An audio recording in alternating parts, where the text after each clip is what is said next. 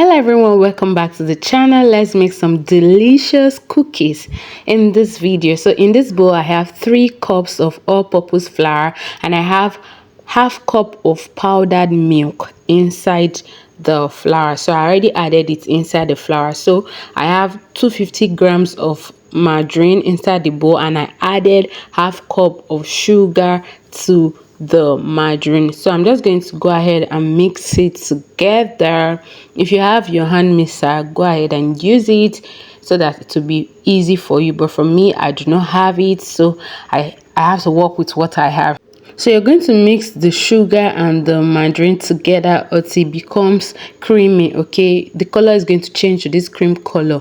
Okay, after that you're going to add half teaspoon of salt. Okay, after that go in with your egg. I'm using 1 egg for this, and then I'm going to add my baking powder. I'm using 1 teaspoon of baking powder, and I also added 1 tablespoon of your vanilla extract, 1 tablespoon. So I'm going to go ahead and mix the batter together like this. Make sure you continue mixing. It's going to be changing to a lighter shade of cream color.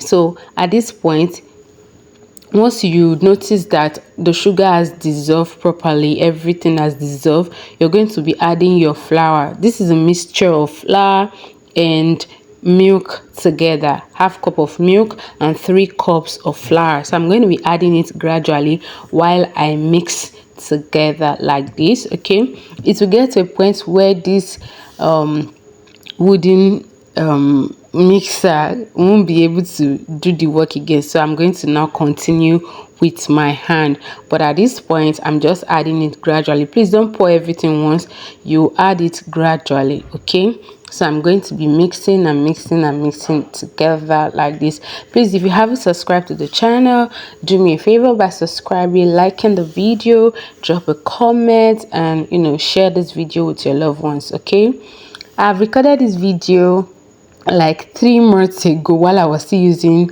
local oven. Okay, but I've not had time to edit it, so today I've decided to just finish the editing and then post it. So at this point the wooden mixer cannot do the work again, so I'm trying to scoop out everything from the wood and then use my hand to work it in. Okay, please don't over knead this dough. You're just putting the dough together. Okay, you're mixing the dough together. You are not going to be kneading the dough. Can you see the way I'm doing it? Okay, so please don't over knead, like I said. So you're just going to be using your hand, your clean hands. So at this point, this is what we have. So I'm going to divide the dough into 2 equal parts and then just bring it together like this. Once I was done doing that, I'm going to now cover the dough or wrap the dough and cover it and allow the dough to rest. So if you have a fridge or a freezer, you can put it in there. So for me, I just put it inside my freezer for like 15 minutes. Okay, but if you don't have a freezer or a fridge, just cover it and allow the dough to rest. Okay, now after wrapping it, I'm just going to put it inside the freezer, and after 15 minutes the dough is ready to be worked on. Okay, so I'm just going to flour my surface, my work surface, and then just bring one of the dough, like you can see me do on the screen, unwrap it and then just put it on my work surface, and then I'm just going to flatten the dough. Please note that the dough is not meant to be too thin, like it should not be too flat, it should not be too thick or not too flat. It should be in between. Do you understand? So I'm just going to flatten the dough like this. So once you're done flattening the dough, please make sure it's not too thick or too thin. So with my cutter, you can use any cutter of your choice. So I'm just going to be working with these 2 designs here. Okay, so I'm just going to start cutting the dough like you can see me do on the screen. So use any design of your choice, like I said, but for me I'm working with these 2 designs. So once you're done cutting, now you're going to now start separating the excess dough from the shaped dough. Okay, now you're going to pick the shaped dough and put it on the tray. Okay, just flour your tray so that it doesn't stick.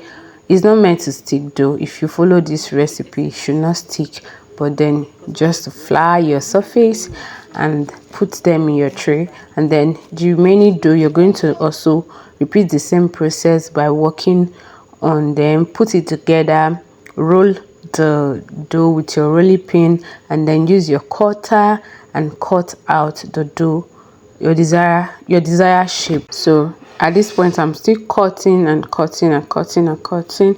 Please don't forget to like this video, subscribe to the channel, drop a comment, share the video with your loved ones, and let me know if you're going to be trying this recipe. So at this point I already put them in my tray and I'm going to be baking them in a local oven. Okay, like I said, I've recorded this video 3 months ago. Okay, so I baked this between 35 minutes to 40 minutes with a local oven. So this is the one on top, the one on top of the rank, and the other one is at the lower rank. Can you see that the lower one was a little bit burnt because the heat was more on it? If you find this video helpful, don't forget to like, subscribe and share. I will definitely see you in the next one. Bye.